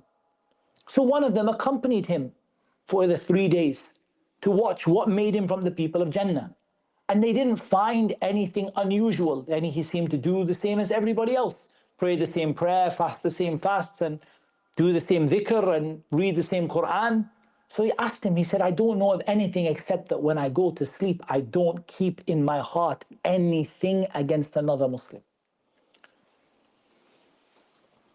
Salamatul sadr, having an open chest and having someone who doesn't hold grudges and ill feeling and bad feeling towards each other. And su'u al-dhann. يا أيها الذين آمنوا اجتنبوا كثيرا من الظن إن بعض الظن إثم. And in fact, to be honest, in terms of the rights of your brothers and everything, Surah Al-Hujurat, everything is there. Surah Al-Adab, right? They call it Surah Al-Adab, the Surah of manners and etiquettes. With Allah, with the Messenger sallallahu alaihi wasallam, with your brothers in Islam. But one of the things we learn is keep away from guessing and thinking bad of someone. Make excuses for your brother. It's not a hadith, like it's a well-known saying. التمس لأخيك 70 عذرا. And you make 70 excuses for your brother. It's not a hadith. It's not from the Prophet ﷺ, but it's a valid statement of the people of Islam and people of knowledge that make excuses for your brother. And if someone maybe didn't answer the phone, didn't give you salam, walked past you, maybe he didn't see you, maybe he was busy, maybe he was mahmoom, he was sad, he was depressed, maybe anything, and don't hold it against people and then it becomes something big. One of the things I really love about being here in Sweden, from what I've seen, from the limited what I've seen, wallahi, is I really love the feeling in the masjid of togetherness that I've been seeing in the masajid. People feel very together in the masajid. Whereas in the UK, we are known for what we are known for, huh? We are known. I remember I once went to one of the mashayikh, from kibar ahl ilm, from the major mashayikh of our time, the big scholars of our time. I said, Assalamu alaikum wa rahmatullahi wa barakatuh. Wa alaikum salam wa rahmatullahi wa barakatuh. I said, Sheikh, I'm a student who's come from England. He said, England. And he just switched off. You people are people of fitna and tafarruq and khilaf and all that. You people bring masa'ib to everyone. And it's not, if it were for Allah and in accordance with the Sunnah, it wouldn't be blameworthy. Like, it's blameworthy when it's because of issues between people. What they call jarh al-aqran, right? Criticism of people who are the same as you, and you study together, you sat together, but you got a personal problem with them and you have a go at them because of something personal. And from this, I strongly advise, and we don't have time for it, but I keep advising, I must advise it all the time, is the advice of Abbad ibn Abbad al-Khawas to the Ummah. It's in Sunan al-Darimi. Very, very beautiful. It's translated in English as well. You can find it by typing the advice of Abbad ibn Abbad al-Khawas to the Ummah. He talks about don't refute people to make yourself look good. And he wrote that in the time of who? Sufyan al-Thawri. In the time of Sufyan al-Thawri, rahimahullah ta'ala. Yani back in the day, not in today's time. Don't refute people of innovation to make yourself look good. This is your own corruption and it's not part of what is pleasing to Allah Azza wa Jal. So people just have bad things in their hearts, and brothers got issues with each other, and then they start fighting with each other for no reason. And it's not because of sunnah and bid'ah, it's not because of Islam, it's not because of something coming close to Allah. It's usually because of some personal issues that this person has. There's another type of khilaf inside of al-khilaf al-sa'iq. I forgot to mention it, and it's important. There's a final surah I meant to mention it, and it just came to my mind now, which is al-ijtihad al-mahd. Pure ijtihad. What's the difference in matters of pure ijtihad? There's no nas on either side. Okay, so you've got a mas'ala which is ijtihad, ijtihadiyya. There's no text on either side. This is where you can say that you can be the most relaxed in terms of who's right and wrong. Like, for example, when the Prophet ﷺ said, لا تصلوا العصر إلا عند بني قريظة. Don't pray Asr until you reach Bani Qurayza, or كما قال صلى الله عليه وسلم. And the people set off, and Asr time came. And some of them said, look, he meant for us to hurry up. And the other one said, no, he meant for us to pray in Bani Qurayza. So some of them prayed, and some of them prayed over there. Quick question. Did the Prophet ﷺ mean for them both to do what they did? No, clearly he didn't. He had in his mind one thing he meant. But did any of them have an evidence over the other? They didn't. They had the same text. It's pure ijtihad. There's no way to prefer one over the other. There's no way to know which one should be preferred except by just reasoning and thinking it through, and there's nothing to help you on either side. Therefore, this is the one where he didn't blame the two for doing what they're doing. This is when you don't blame. It's not the case that you don't blame for every ikhtilaf, but when there's nothing on either side, then you can say, I don't blame you and I don't blame you. Does that make sense? So now there are masail also in this, which is why I came to this topic, of brothers fighting with each other and thinking bad of each other, over issues that are masail ijtihadiyya mahda. There's nothing on either side. For example, do you go to this masjid and give a talk? For example, this is mas'ala ijtihadiyya mahda. There is nothing to help you for or against. It's tahqiq al-manat. It's just about how do I judge it? How do you judge it? How do I see it? How do you see it? I can be wrong, because we said the Prophet ﷺ only wanted one thing, right? So you can be wrong, right? You can be wrong. Sahih, you can be wrong. But you can't blame the other person for it. I could go to this place and they said, Wallah, Muhammad, you were wrong. Wallah, I shouldn't have gone. I can say, no, I think I was right. Do you have any text, any hadith, ayat? She says, no, but I don't think you were right. No, I think I was right. You can't blame those two now for that.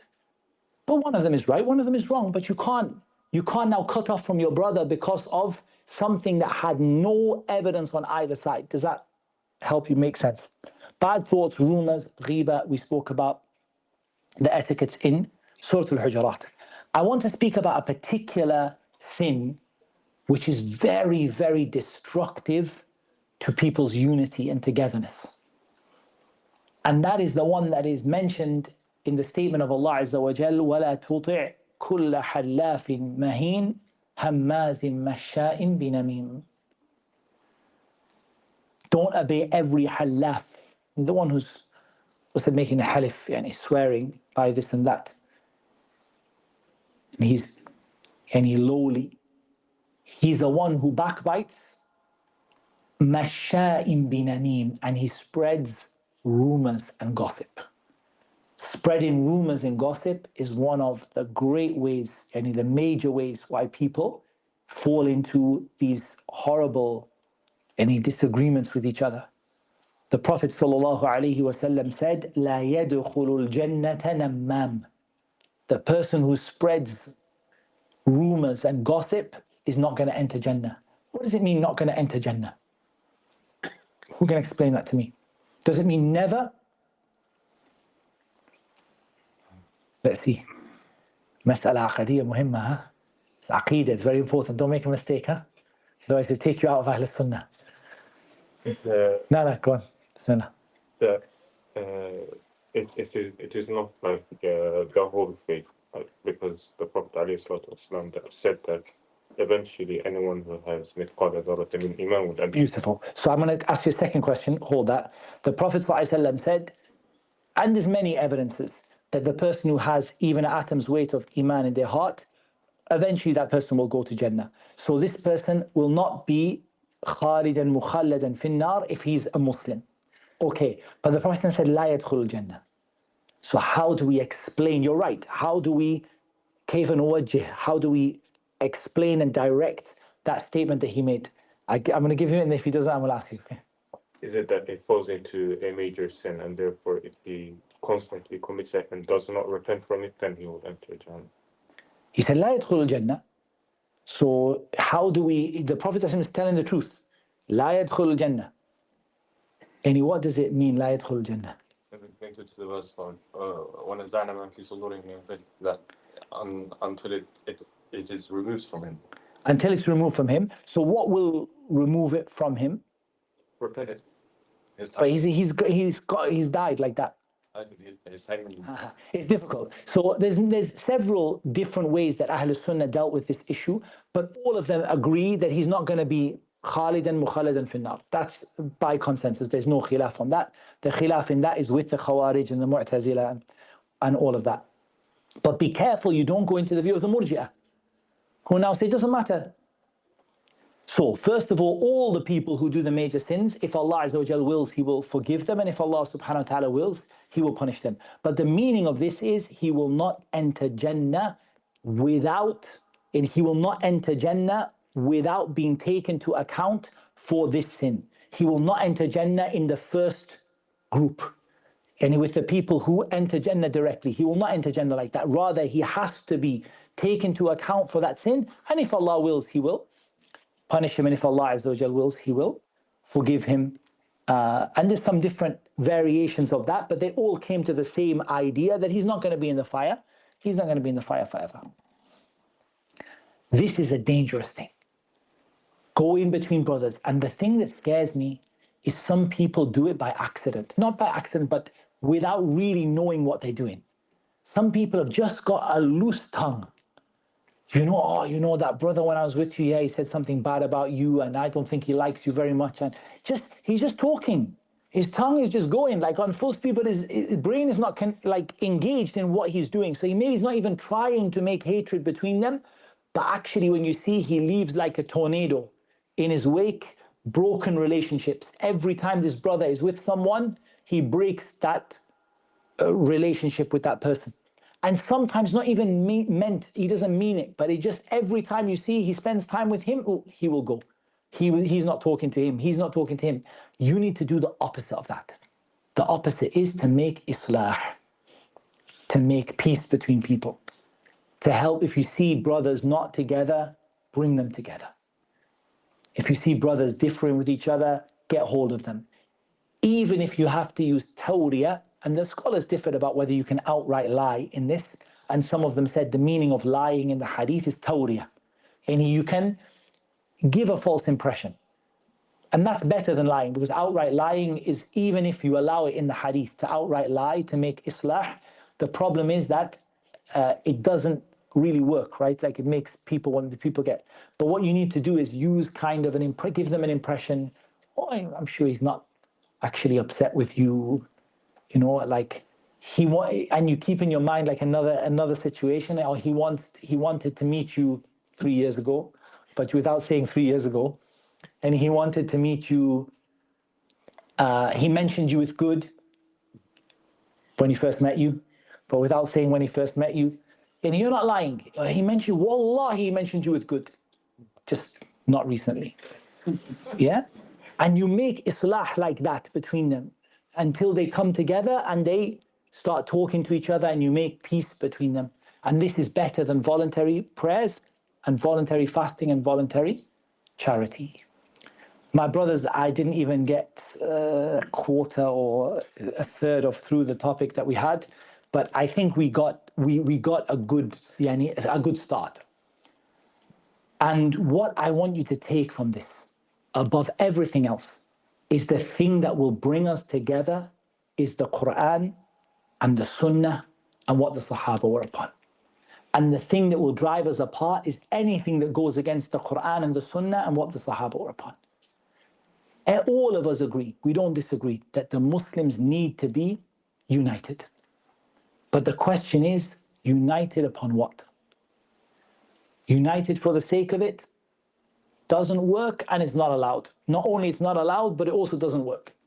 But united upon the Qur'an, upon the Sunnah, upon what the Sahaba were upon. And I want you to take the etiquettes of differing and understand the different types of differences we have between us, so we don't end up making something small into something big or something big into something small.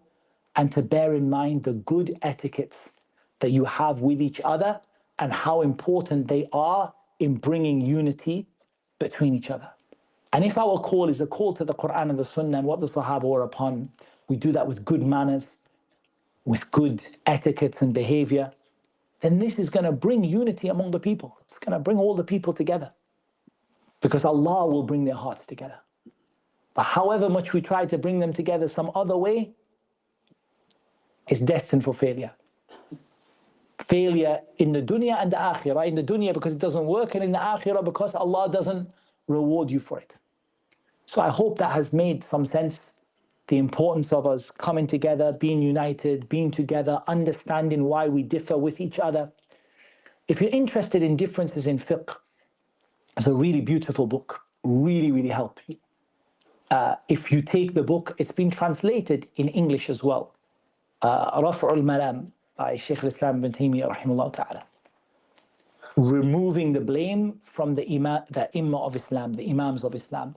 And basically the book deals with the fact that the great Imams of Islam who differed with each other on issues of fiqh, they were not blameworthy for that difference. There were reasonable grounds for them to differ, and what those reasonable grounds were.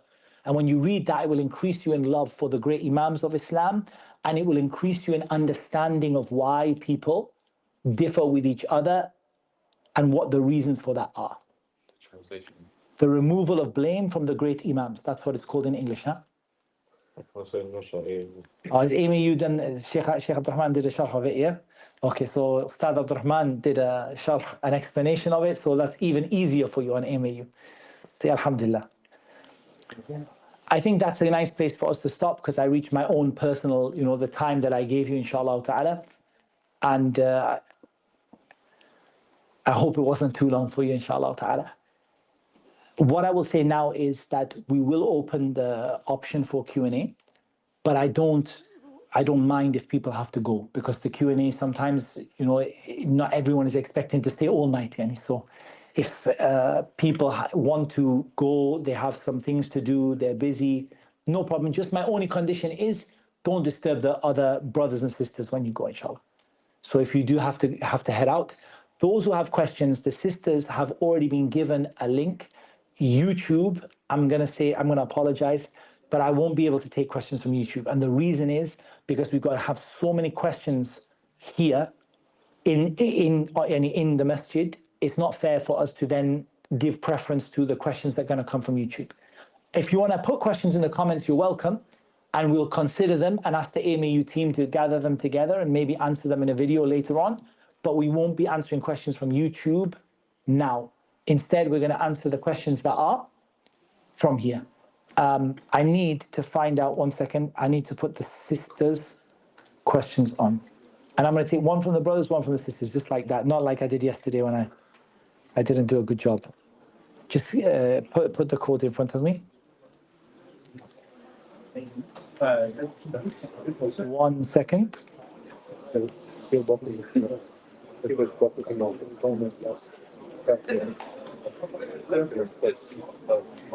Delete is whenever you can delete, it's good. That's the same one as yesterday. Mine took me to the same one as yesterday. Because this one has 13 questions only. Yeah, what question? This is so they repeated it. some questions. Okay. All right. Bismillah walhamdulillah wassalatu wassalamu ala rasulillah. My brothers, if you are going to go, remember my condition, huh? You have to go quietly, huh? So we get a chance to answer the questions for the people, inshallah ta'ala. I'll take a question from the sisters first. I'm going to take the most relevant questions, okay? How do we help guide people who we see gravitate to evil people and have an aversion to Ahl Sunnah and the advice of the people of knowledge besides dua? It's a very beautiful question. So you see someone's going towards evil people and they maybe have a bit of an aversion towards Ahl Sunnah. We need to understand the statement of Allah Azza wa Jal, وَلَا تَسْتَوِي الْحَسَنَةُ وَلَا السَّيِّئَةُ إِدْفَعْ بِالَّتِي هِيَ أَحْسَنُ فإذا الذي بينك وبينه عداوة كأنه ولي حميم وما يلقاها إلا الذين صبروا وما يلقاها إلا ذو حظ عظيم وإما ينزغنك من الشيطان نزغ فاستعذ بالله إنه هو السميع العليم. The statement of Allah Azza wa Jal, good deeds and bad deeds are not equal. Respond in the way that is better. So what we want to do is to have great manners with them, to really explain to them with hikmah and al-maw'izatul hasana, to show them the beauty of the Sunnah and the Qur'an, the beauty of practicing Islam properly. And we want to, if we are going to challenge them, which is fine, ادْعُ إِلَى سَبِيلِ رَبِّكَ بِالْحِكْمَةِ وَالْمَوْعِظَةِ الْحَسَنَةِ وَجَادِلْهُمْ بِالَّتِي هِيَ أَحْسَنُ. We can challenge them, but always in the best possible way. So we leave them, even if they don't like what we say, they like the way we said it. Does that make sense? They don't like what we say, but they like the way we said it. So they feel that, okay, you said that in a nice way, and at least I'll respect you for that. And always this soft behavior and kindness, because you didn't say someone who's an evil person who's calling to evil. This person's gravitating. So they need softness and kindness. That softness and kindness and gentleness eventually will wear them down, and they'll become like your closest friend. And then Allah said, وَمَا يُلَقَّاهَا إِلَّا الَّذِينَ صَبَرُوا. The only people who are going to get it are the people who are patient, because it's very hard to do. Someone is being difficult with you and being a pain with you and a problem with you. It's hard to be patient with them. وَمَا يُلَقَّاهَا إِلَّا ذُو حَظٍّ عَظِيمٍ. The person who's got a hugely fortunate, a huge portion of good from Allah. And if the shaitan makes you slip, sometimes it happens, right? Sometimes you aim to be really good and, but you just lose your temper. فَاسْتَعِذْ بِاللَّهِ. Say, أَعُوذُ بِاللَّهِ مِنَ الشَّيْطَانِ الرَّجِيمِ. What you need to do is know your own religion well. You need to know the views of Ahl Sunnah well, so you can present them in a beautiful way. Because if you don't know them well, then you might not. The worst thing when you try and present them and you don't know how to present them, and then you give a wrong impression of Islam to someone, that's also to bear in mind, inshallah. طيب من الإخوة, from the brothers. Meanwhile, I'll push the questions that are relevant. Okay, push the ones that are the most. I love the questions are all good. I just want to start with the ones that are like directly related now. Okay. One question. What can you do to avoid from idealizing someone? Be it someone that has a lot of knowledge, be it maybe celebrity, or be it an athlete or someone. What can you do to avoid from idealizing them and just seeing them as something like more than what they actually are? Like, that's a beautiful question. I really like that question. What can you do to stop, for want of a better word, idolizing your, people, whether it's a person of knowledge or a celebrity or a, or a sports person or whatever it is? The first thing you need to understand is that all of this comes back to the hadith of Aisha radiallahu anha, أُمِرْنَا أَن نُنَزِّلَ النَّاسَ مَنَازِلَهُمْ. We were commanded to put everyone in their proper place. Now let's just think for a second about what that proper place is. So if we're talking about a non-Muslim, like a celebrity stroke, sports person or whatever, then what is the place of a non-Muslim in regard to a Muslim? If we're talking about a fasiq, someone who's not practicing Islam, openly doing haram, openly doing evil, what place does that person belong in terms of Islam and Iman and love and hate?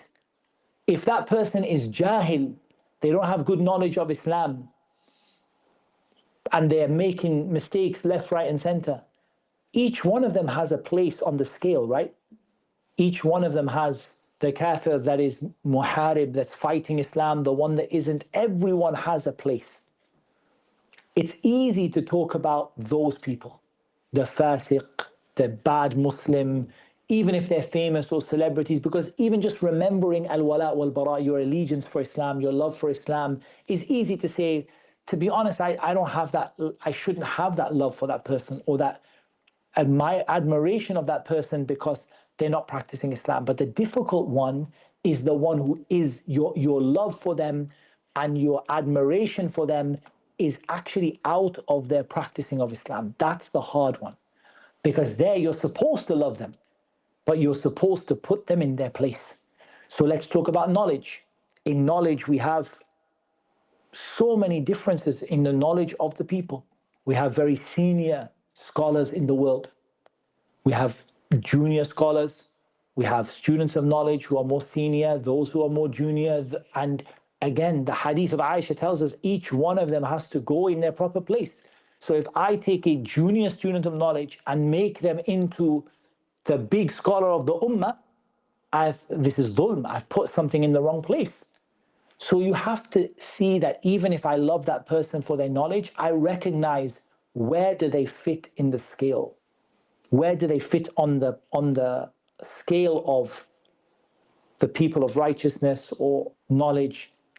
And then even if we see them to be from the most knowledgeable people of their time, compare that to what? The people of the past. And one of the great ways you can actually put people on the scale is to read the biographies of the people of the past, seerah, and biographies, seerah alam al-nubala, the biographies of the righteous.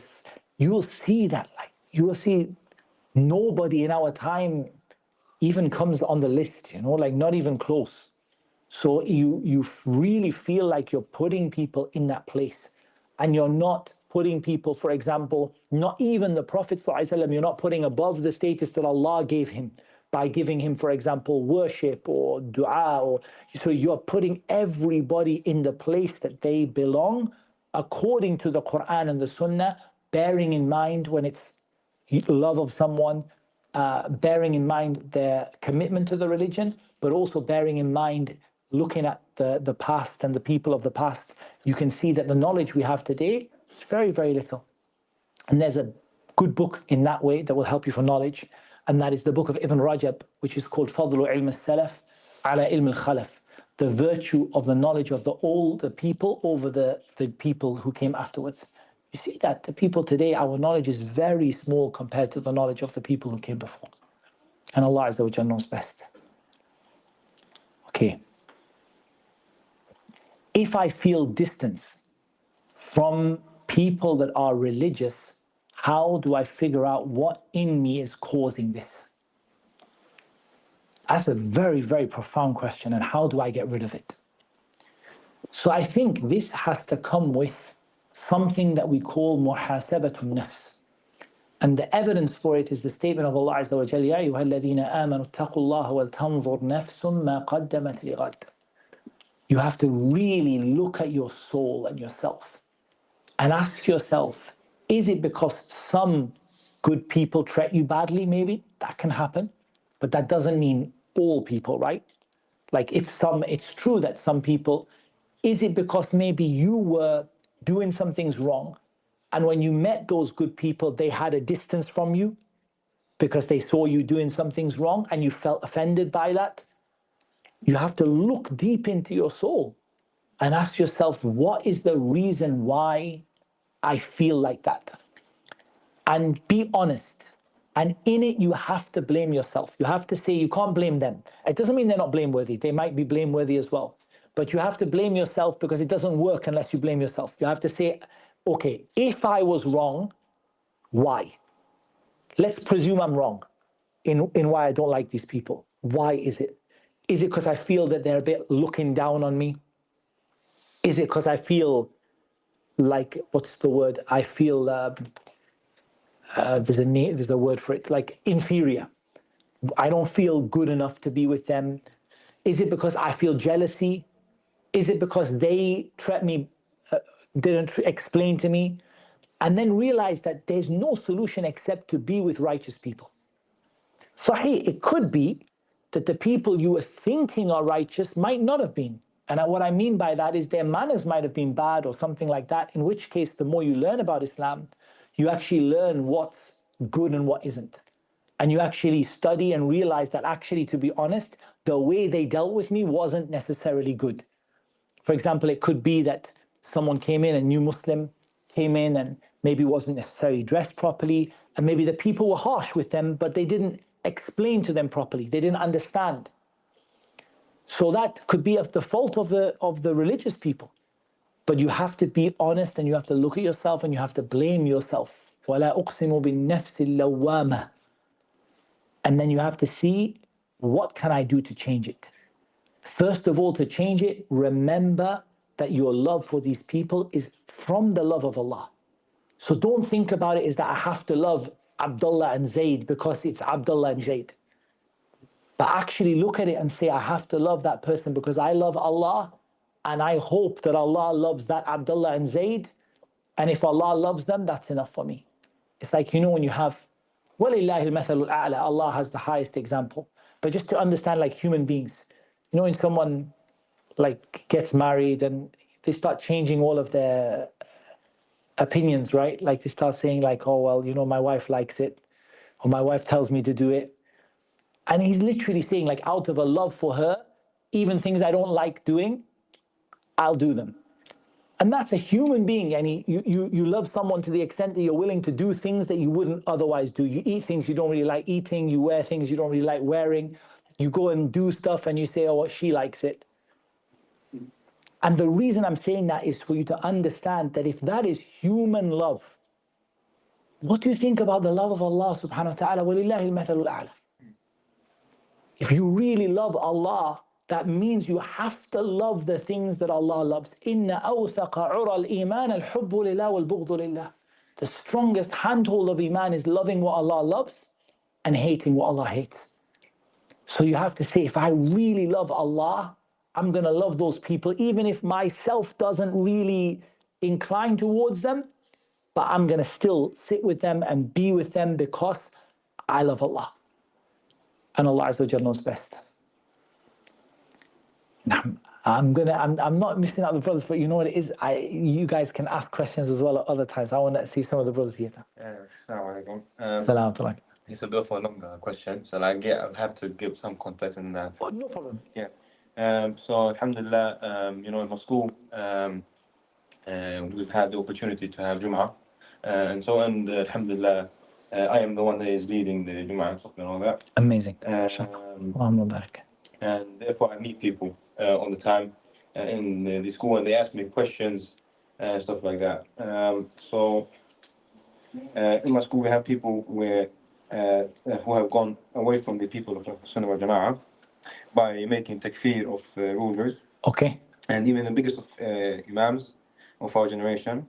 So I just want to ask, like, how do we speak to them in a way that doesn't make them act defensively? And also, but to say to them also that if they keep up with this kind of behavior, they will bring their own destruction upon themselves by making takfeer of, because one of the examples, they make takfeer of Shaykh al-Albani, rahimahullah ta'ala, and Shaykh al-Mubaz, and these. Amazing. So, question is clear. Allah bless you. Jazakallah khairan. So I'll repeat the question. The question is how to deal with people who have taken the methodology of at-takfeer. They make takfeer of the rulers, they make takfeer of the scholars. Even some of the great scholars of our time and recent times, they say that they are kafir. How do you actually even engage with these people to actually talk to them? So the first thing is that these beliefs, which came from the beliefs of the Khawarij, there's a beautiful example in the discussion that Abdullah ibn Abbas had, radiyallahu anhuma, with the Khawarij, which brought many of them back. So look at it, read the discussion that happened between Abdullah ibn Abbas and the Khawarij when many of them returned back to the Sunnah, and look at not necessarily the argument used, because they could be different situation today, but the way he discusses with them. So the first thing I would say is that you want to try to start from a common base, which is hard, but you want to start with, okay, Like Allah Azza wa Jalla said, قُلْ يَا أَهْلِ الْكِتَابِ تَعَالَوْا إِلَى كَلِمَةٍ سَوَاءٍ بَيْنَنَا وَبَيْنَكُمْ أَلَّا نَعْبُدَ إِلَّا اللَّهِ. So you say, look, you and me, don't we both agree that the Qur'an is the speech of Allah, that it was sent down, that it's not created, that it's guidance for mankind? We believe it, right? You with me on that? Okay, at least we have something together now. You believe in the Sunnah of the Messenger sallallahu alaihi wasallam, and that's interesting about the Khawarij of today. They do believe generally in the Sunnah.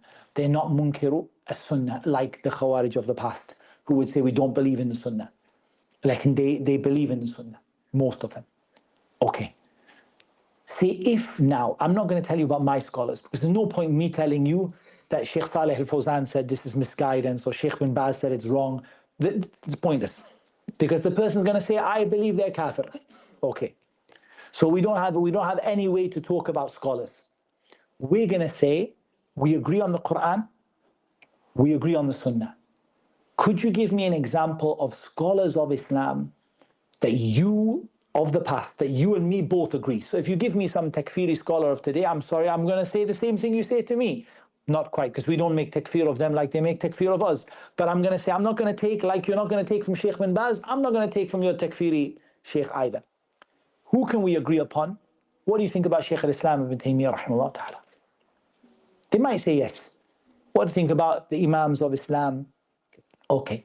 So if I can come to you with Qur'an and Sunnah and the tafsir of the early generation, I'm not going to bring you any modern tafsir. I'm not going to bring you tafsir al-Sa'di or tafsir al-Shaykh ibn Taymiyyah. I'm going to bring you tafsir al-Tabari. And I'm going to bring you tafsir al-Baghawi and al-Qurtubi and Ibn Kathir. And I'm going to bring you the tafsir of Ibn al-Qayyim. Would you accept that those people were not sellouts? They were not scholars for dollars. They were genuine. Would you accept it? If I bring you a hadith and the sharh of these great scholars like Ibn Rajab and these great scholars of Islam, would you accept it? So the person has to say yes. If they say no, we believe they were kafir, you're going to say that, you just want to tell me who wasn't kafir. Now can we go backwards? Find me someone who wasn't kafir. But honestly, usually they'll say yes. So I say, okay, when our discussion is not going to go out of that. I'm not going to mention to you a single thing from Sheikh bin Baz, Sheikh ibn Taymiyyah, Sheikh al-Albani, anyone I'm not going to mention to you from modern times, and you're not going to mention to me from yours either. We're going to go back on the ones we agree upon. And we're going to look at these issues with an open heart. But just tell me one thing, my brother. Say to him, Akhi, please, one thing. Just promise me that you really do want the truth. If you just want to make takfir of everyone, Akhi, these people, sometimes you put two of them in a room, they make takfir of each other. If you put one in a room, if there's a mirror, he'll make takfir of himself. They're destructive people, very, very. So you say to him, Akhi, look, if you don't want the truth, there's nothing I can do for you. I can't talk to you. I can just say, Salamun alayk, sa'astaghfiru laka rabbi.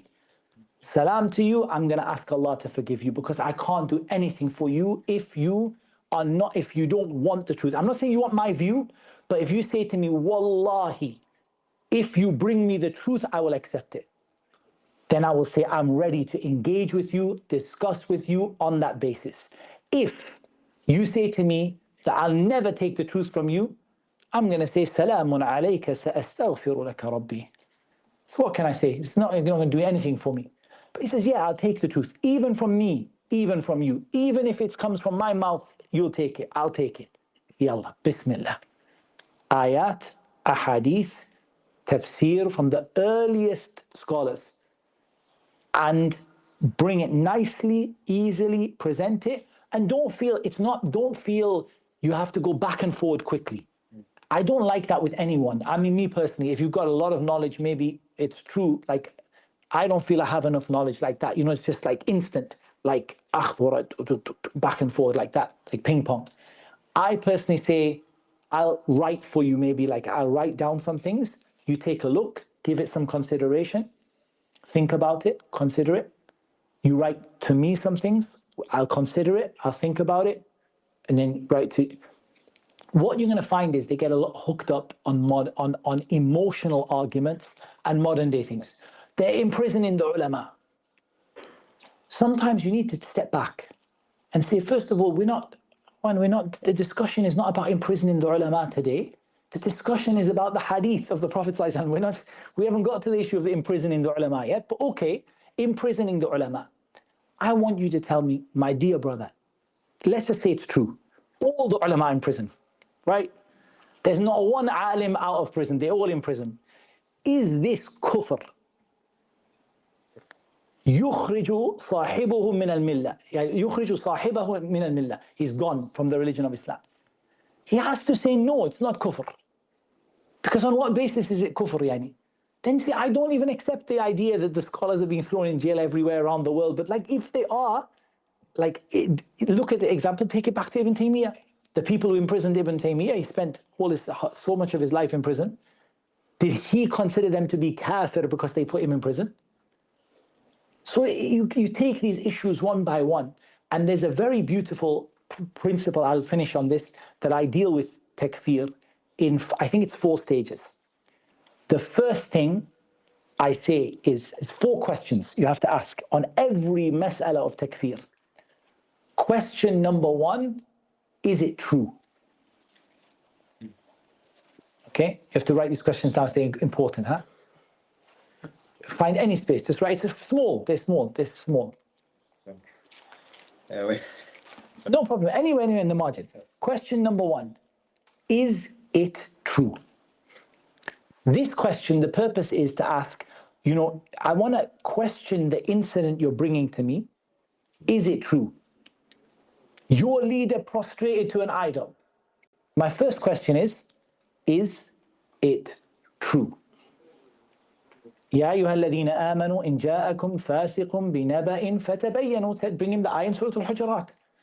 And if you're going to bring me the news of some CNN, I'm sorry, CNN doesn't match the ayah in Surah Al-Hujurat yet. Is it true? Number 2, is it kufr? Because a lot of times it might be true, but it's not actually kufr. Your ruler buys things from the Yahud. Okay, but is buying things from the Yahud by itself kufr? Yani, is that an act in any madhab from the madahib al-arba'a, in any qawl from the fuqaha, is it kufr? Next question. Sometimes it's not even is it kufr, sometimes it's not even sinful. Some certain things they may do, like the diplomatic relations between countries. They say, see, they've got diplomatic relations with America. But that in itself is not even haram, let alone kufr. Yani. You know, according to the madahib, yani, it's allowed for the ruler, right, to make relations with whoever he wants and to have contracts and have allegiances and get, you know, support this one and not. Anyway, that's another issue. The third question we ask, so we presume it's true and it's kufr. Is that, how can I word it easily? In a short way, we'd say, is he kafir? But it might not work like that with them. But basically, we're saying that not every action of kufr makes someone kafir. Rather, there are rules. Again, in the madahib, the madahib all have it, right? Bab al-Ridda, the chapter of apostasy. There are rules that you take from kufr to kafir. And there are examples from the hadith and many things. In the second point, by the way, you can bring the hadith of, for example, Hatib ibn Abi Balta'a, when he betrayed the Prophet ﷺ, and the Prophet ﷺ said, لَعَلَّ اللَّهِ طَلَعَ عَلَى أَهْلِ بَدْرٍ فَقَالَ اعْمَلُوا مَا شِئْتُمْ فَقَدْ غَفَرْتُ لَكُمْ. I forgave you because you participate in Badr. That can't be kufr, right? You can't forgive kufr because you took part in Badr. Does that make sense? You can't forgive kufr because you took part in the Battle of Badr. So what would be hadith? It's the hadith of Hatib. Just write Hatib ibn Abi Balta'a. It's easy, it's famous. We'll see. The third part was, is there a proof that kufr took the person to the level of kafir? And for that, there are conditions like knowledge and free will, free choice, and a lack of confusion. Because confusion the principle is al-hudud tudra'u bish-shubuhat. So if there's confusion in something, like if someone is confused about something or mixed up, we're not going to apply the rule kafir to them. We can say, you fell into kufr. صح? You fell into waqa'ta fi kufr. But we're not going to say kafir if you were confused about it, if you had a shubha about it. Unless it's mimma yu'lam min ad-dini bit-darura and all of that, there's other discussions. So those kind of points, and there's some other ones to add. It's a very nice way of dealing with it bit by bit, but all you can go back to the early scholars. Don't go anytime, no discussion about rulers of today, scholars of today, because the more you do it, you're just going to get caught up in emotions. Talk about 1,000 years ago, 800 years ago, you'll be in a much more solid footing, inshallah ta'ala. Okay, what I'm going to do is, because I know we only have a few minutes and I know we have to finish, inshallah. So what I'm going to do is, again, I'm terrible with questions because I always take far too long. I'm going to zoom through 2 or 3 from the sisters that I thought was important. Why I'll give precedence to the sisters is the brothers can ask us as we're packing up and going out, inshallah. Okay, so how do you bring your family closer to Islam? The first thing is make them love Allah. Habibullah ila ibadi.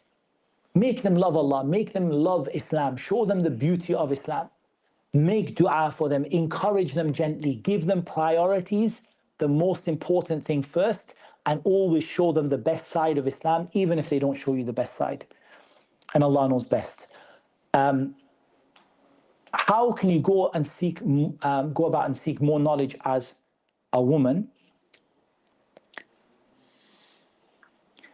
Wallahi, I think, as I said in one of my lectures, 3 ways. I'll summarize because it's in another lecture.